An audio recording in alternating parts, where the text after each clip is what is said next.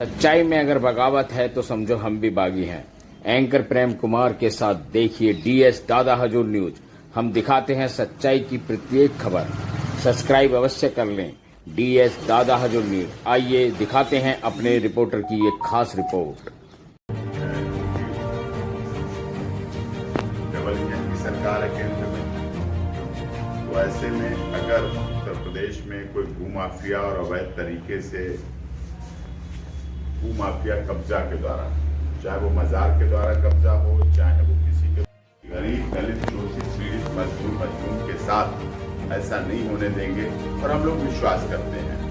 विगत दिनों में ये मामला मुकेश कुमार, नरेश कुमार, दिनेश कुमार, ये सनत राजेंद्र कुमार निवासी कमौना परगना तहसील शिकारपुर जिला बुलंदशहर का है, जिनकी हमने ये डिटेल दी है जमीन की। इनको पट्टे के बाद तहसील शिकारपुर कर्मचारियों द्वारा कब्जा दिया गया था, और जब से ही प्रार्थीगण उपरोक्त नमरान की भूमि पर कब्जा व दाखिल है। उपरोक्त प्रार्थीगण अनुसूचित जाति के खटिक समाज के भूमिहीन खेतिहर मजदूर हैं, और प्रार्थीगणों को उपरोक्त नमरान की भूमि का जब पट्टा हुआ था उस समय भूमि खाली थी, रास्ता दर्ज नहीं था। लेकिन कुछ मुल्जिमान जिनके हमने नाम दिए गए हैं, ये लोग वहाँ पर कब्जा कर रहे हैं, इनको परेशान कर रहे हैं, हटा रहे हैं, डरा रहे हैं, धमका रहे हैं, और उसमें धार्मिक रूप का भी ले रहे हैं, धार्मिक सहारा भी ले रहे हैं, मजार बना के, जिससे धार्मिक हमारे प्रदेश की जो सांप्रदायिक सौहार्द है, जो हमारी हिंदू मुस्लिम एकता है, उस पर भी उसका फर्क डालते हैं कि इससे उनका उद्देश्य है जमीन कब्जा करना, लेकिन उसके लिए धर्म का सहारा लेते हैं, जो कि पूरी तरह से गलत है। इस संबंध में हमने जिलाधिकारी महोदय बुलंदशहर को और पुलिस अधीक्षक महोदय आपके बुलंदशहर को, दोनों लोगों को लिखित में इनकी तरफ से ये सारी चीजें दी गई हैं, और जिसमें चाहते हैं कि इस तरह से ऐसा नहीं हो और इनको न्याय मिले। की रचना पत्नी ओम प्रकाश निवासी ग्राम बेलोन थाना नरोरा जिला बुलंदशहर की है। रोजा जलालपुर थाना, इन्होंने पुलिस आयुक्त महोदय गौतम बुद्ध नगर को एक शिकायत पत्र दे रखा है। ये बेटी के पिता हैं, इनकी प्रार्थी की पुत्री का मोबाइल नंबर दिया है, जो उसमें दिया हुआ है, उसका अंश है, उसको कोई बहला फुसला कर ले गए हैं थाना बिस्ट्रिक्ट पर, और उनकी भी कार्रवाई के लिए इन्होंने मांग की है कि प्रार्थी की पुत्री के अपहरण की रिपोर्ट दर्ज कर उचित कानूनी कार्रवाई की जाए।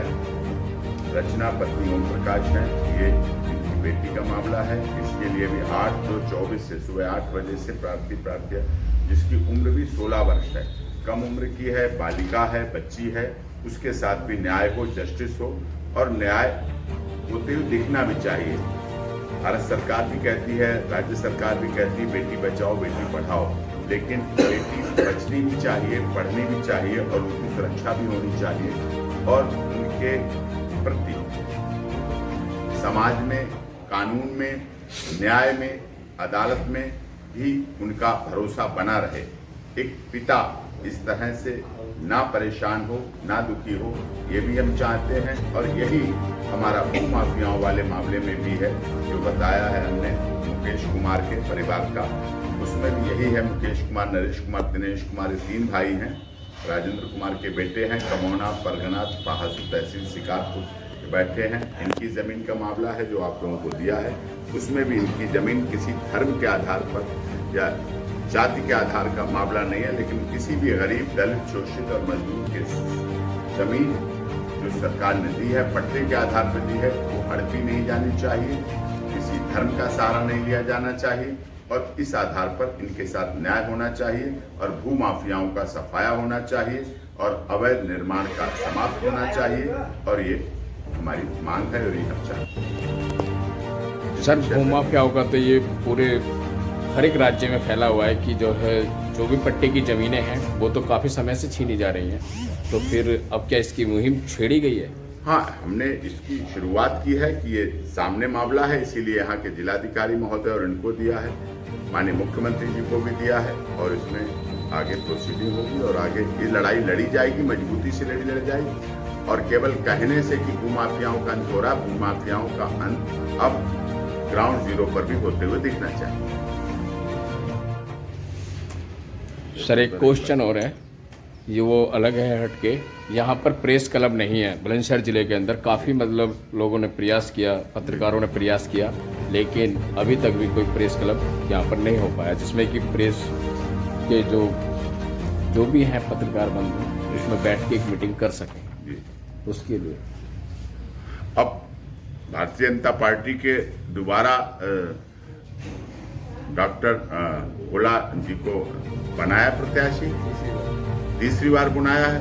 2 बार तो रह चुके हैं, 10 साल हो चुके हैं। 10 साल में पत्रकार के लिए जो हमारा मीडिया का चौथा स्तंभ है, मजबूत स्तंभ है, स्थायी स्तंभ है, हर गरीब, दलित, शोषित, पीड़ित, मजदूर, मजलूम की आवाज उठाने के एक बड़ा साधन है, उसके लिए बैठने उठने और उसके संरक्षण, सुरक्षा और उसके वेलफेयर के लिए बुलंदशहर में होना चाहिए। एनसीआर में जनपद आता है, यहाँ एक भवन होना चाहिए जिसमें पत्रकारों के लिए हो जैसा अन्य जगह है, तो उसके लिए बहुत जरूरी है, आवश्यक है। बुलंदशहर तो ऐतिहासिक धरती रही है और आप देखते हैं पीछे अभी अनूप शहर के उधर भी देखें, आप गंगा का स्थल, परम स्थली देखें। और उसके बाद जो महाभारत काल की बात है, महाभारत काल के समय के भी ऐसे वो अवसर, रुक्मणी देवी का मंदिर भी यहाँ है और वो भी है, वो ऐतिहासिक है। अवंतिका देवी का मंदिर है, अवंतिका देवी का मंदिर वो भी ऐतिहासिक है।